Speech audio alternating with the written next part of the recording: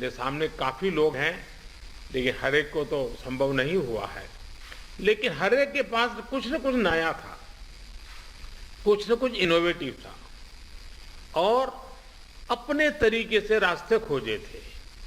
और सफलता के लिए यही सबसे बड़ा काम का होता है कि आप मूलभूत विचार को कितना लोकलाइज बना करके सेट करके उसका उपयोग करते हैं। कई अच्छे इनोवेटिव प्रयास है। जिन लोगों का आज बात करने का मौका नहीं मिला है, उनके पास भी बहुत कुछ होगा।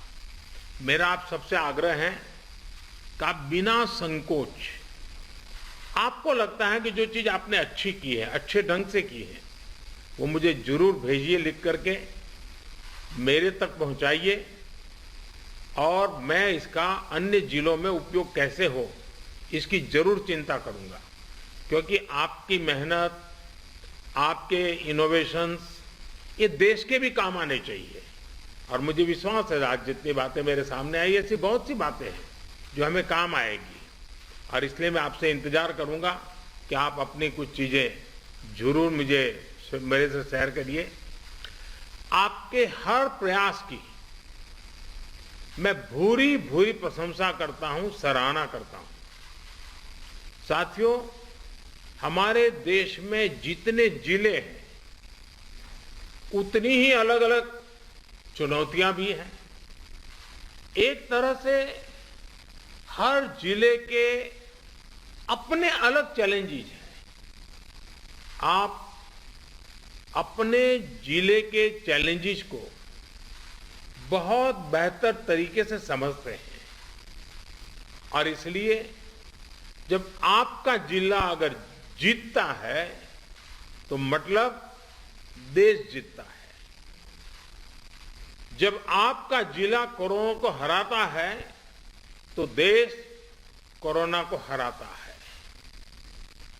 और इसलिए जिले का मिजाज, गांव गांव में एक मैसेज कि मेरा गांव मैं कोरोना मुक्त रखूंगा, मेरे गांव में मैं कोरोना को प्रवेश नहीं करने दूंगा, ये गांव के लोग संकल्प लें।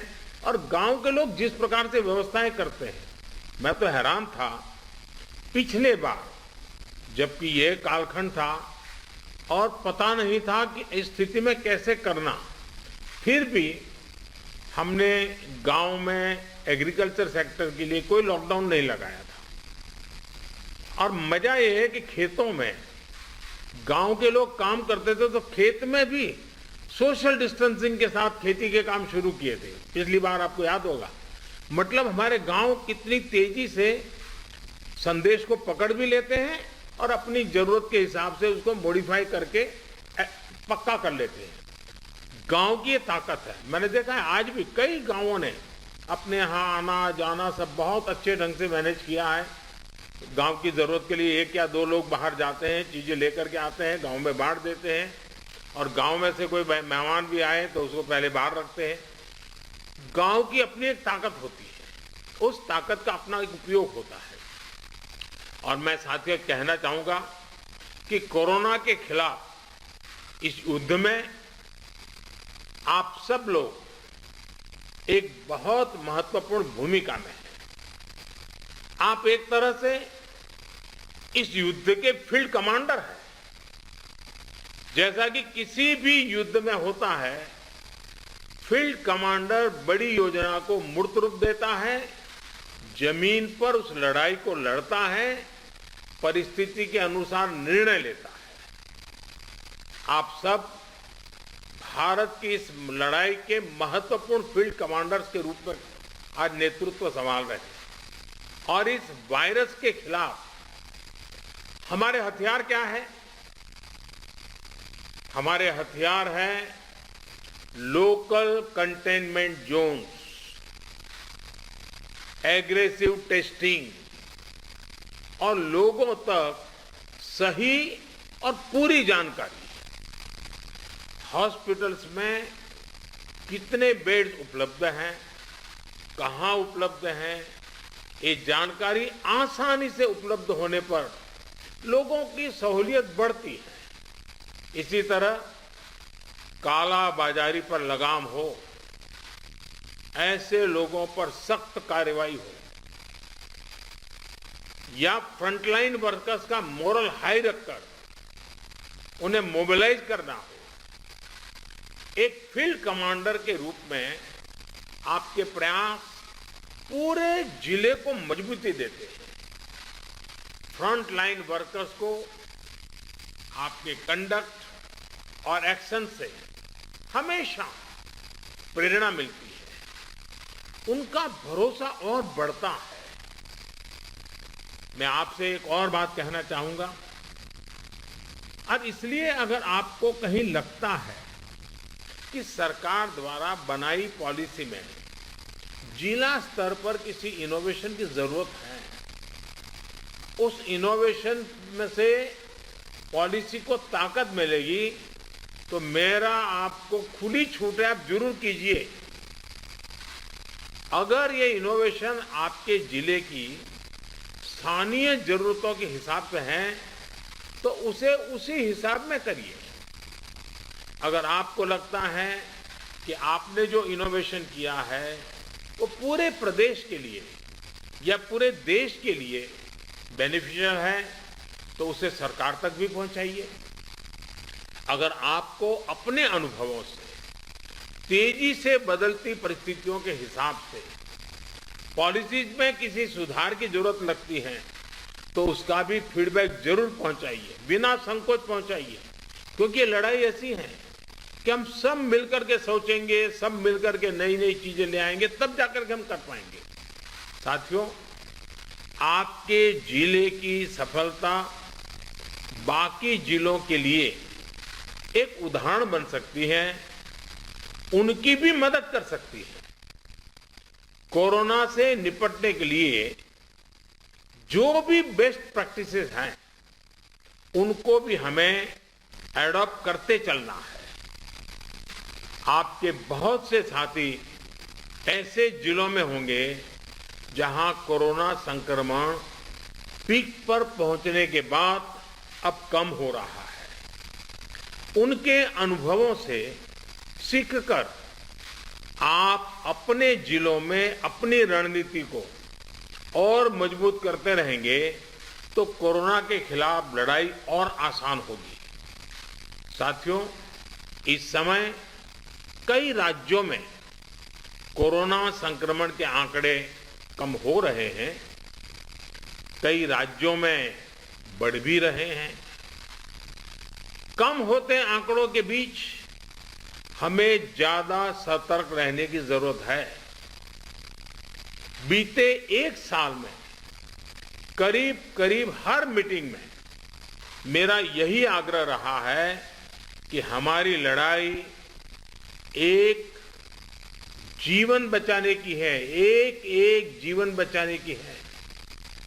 हमारी जिम्मेदारी संक्रमण को फैलने से रोकने की भी है, और ये तभी संभव है जब हमें संक्रमण की स्केल की सही जानकारी होगी। टेस्टिंग, ट्रैकिंग, आइसोलेशन, ट्रीटमेंट और कोविड एप्रोप्रिएट बिहेवियर, इस पर लगातार बल देने रहना जरूरी है। कोरोना की इस दूसरी वेव में अभी ग्रामीण और दुर्गम क्षेत्रों में हमें बहुत ध्यान देना है। इसमें फील्ड में बिताया हुआ आप सभी का अनुभव और आपकी कुशलता ये बहुत काम आने वाली है। हमें गांव-गांव में जागरूकता भी बढ़ानी है और उन्हें कोविड के इलाज की सुविधाओं से भी जोड़ना है। बढ़ते हुए केसों के और संसाधनों की सीमाओं के बीच लोगों की अपेक्षाओं को उचित समाधान देना हमारी सबसे बड़ी प्राथमिकता है। सारी चुनौतियों के बीच समाज के सबसे निचले छोर पर खड़े व्यक्ति का चेहरा ध्यान में रखते हुए हमें काम करना है। उसका कष्ट दूर हो, उसको मदद मिले, हमें ऐसी व्यवस्थाओं को और मजबूत करना है। इस बहुत बड़े वर्ग तक जब प्रशासन का एक भी व्यक्ति पहुंचता है तो या उससे संपर्क करता है, उसकी बात सुनता है, तो उससे बहुत बड़ा विश्वास जगता है। बीमारी से लड़ने की उसकी ताकत कई गुना बढ़ जाती है। जैसे हम देखते हैं, जब होम आइसोलेशन में रह रहे परिवार के पास प्रशासन के लोग ऑक्सीमीटर लेकर जाते हैं, दवाएं लेकर जाते हैं, तो उसकी खोज खबर लेते हैं, तो उस परिवार को संबल मिलता है कि हम अकेले नहीं हैं। साथियों, कोविड के अलावा आपको अपने जिले के हर एक नागरिक की ईज ऑफ लिविंग का भी ध्यान रखना है। हमें संक्रमण को भी रोकना है और दैनिक जीवन से जुड़ी जरूरी सप्लाई को भी बेरोक टोक चलाना है। इसलिए स्थानीय स्तर पर कंटेनमेंट के लिए जो भी गाइडलाइंस जारी की गई है, उनका पालन कराते समय इस पर भी गौर करना है कि गरीब को परेशानी कम से कम हो, किसी भी नागरिक को परेशानी ना हो। साथियों, पीएम केयर्स के माध्यम से देश के हर जिले के अस्पतालों में ऑक्सीजन प्लांट लगाने पर तेजी से काम किया जा रहा है। कई अस्पतालों में ये प्लांट काम करना शुरू भी कर, जैसे अभी चंडीगढ़ का हमने सुना, कितना बेनिफिट हुआ उनको। और इसलिए आपसे मेरा आग्रह है कि जिस भी जिलों को ये प्लांट अलॉट होने वाले हैं, वहां हर जरूरी तैयारी पहले से पूरी होने पर ऑक्सीजन प्लांट और तेजी से सेटअप हो जाएंगे। अस्पतालों में ऑक्सीजन मॉनिटरिंग कमेटी जितना सही काम करेगी, उतना ही ऑक्सीजन का सही इस्तेमाल हो पाएगा। साथियों, टीकाकरण कोविड से लड़ाई का एक सशक्त माध्यम है। इसलिए इससे जुड़े हर भ्रम को हमें मिलकर के उसको निरस्त करना है। कोरोना के टीके की सप्लाई को बहुत बड़े स्तर पर बढ़ाने के निरंतर प्रयास किए जा रहे हैं।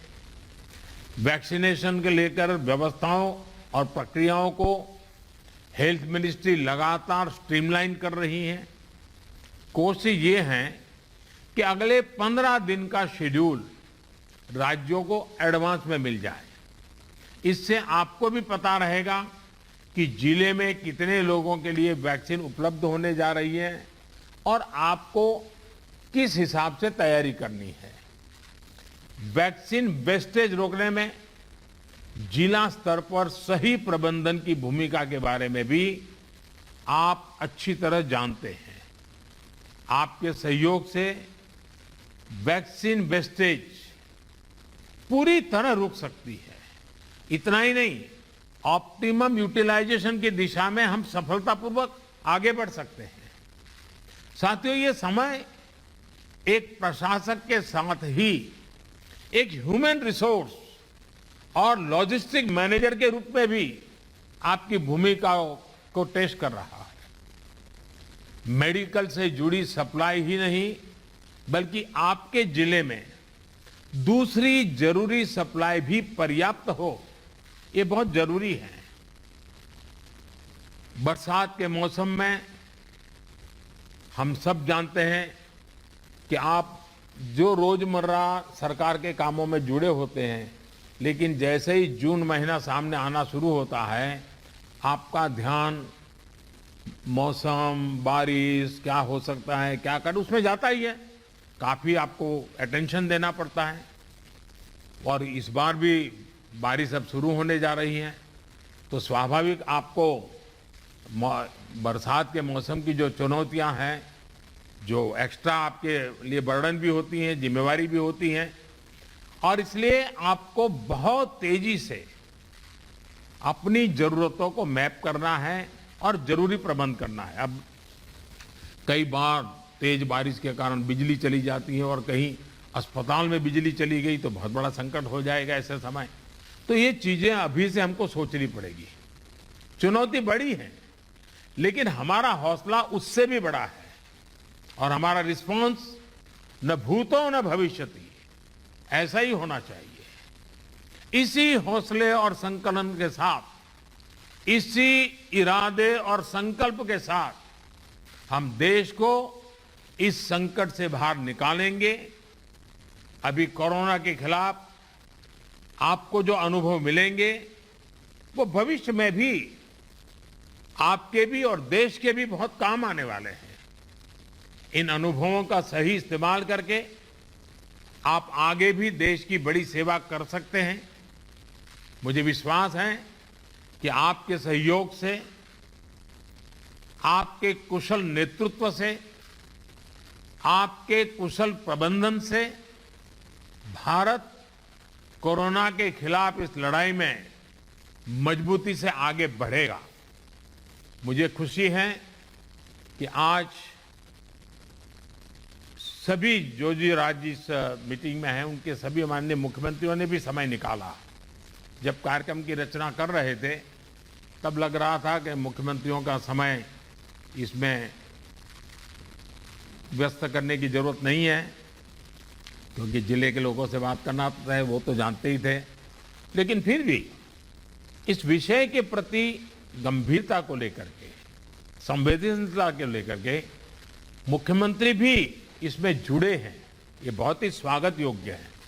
मैं सभी आदरणीय मुख्यमंत्रियों का भी हृदय से आभार व्यक्त करता हूं और मुख्यमंत्री जी के मार्गदर्शन में आपकी जिले की सारी टीमें एक विश्वास के साथ, संकल्प के साथ एक एक गांव को कोरोना से बचाना है, इस मंत्र को लेकर के आप आगे बढ़ें और तेजी से रिकवरी रेट बढ़े, तेजी से पॉजिटिव केसों की संख्या बढ़े, तेजी से टेस्ट ज्यादा हो।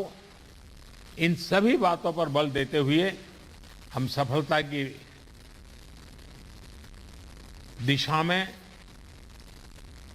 एक भी प्रयास न छोड़े, एक भी प्रयोग न छोड़े। मुझे विश्वास है कि जो आपसे सुना है उसमें एक आत्मविश्वास भी है, अनुभव भी है, नए नए तौर तरीके भी हैं। ये सारी चीजें अपने आप में बहुत बड़ा विश्वास पैदा करती हैं। मैं फिर एक बार आप सबका बहुत बहुत धन्यवाद करता हूं और बहुत बड़ा काम है, फील्ड में रहना है। आपके स्वास्थ्य का भी जरूर ख्याल रखिए, अपने परिवारजनों के स्वास्थ्य का भी ख्याल रखिए और आप जिस क्षेत्र को संभाल रहे हैं वहां के एक एक नागरिक के स्वास्थ्य को बनाए रखने में आपका नेतृत्व काम आए, इसी अपेक्षा के साथ बहुत बहुत धन्यवाद, बहुत बहुत शुभकामनाएं।